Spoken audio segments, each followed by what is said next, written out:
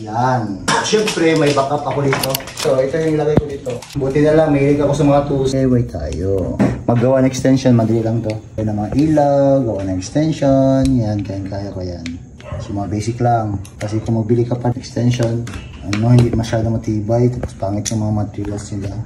Okay, so ito yung mga tools natin. May cutter tayo, star screwdriver, 4 na slot na extension.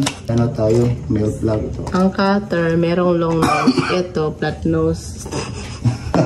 Nakakatawa. Bigyan natin ng star. So ito barhag, kasi pinuto natin yung extension So palitan natin ng plug dito. Walang pasok. Ayan higpit na siya lock na siya Sa rep yan? Oo. Yan. Ito extension. Saka na tayo. Tapos, ito lang kailangan natin barhags. Ito naman.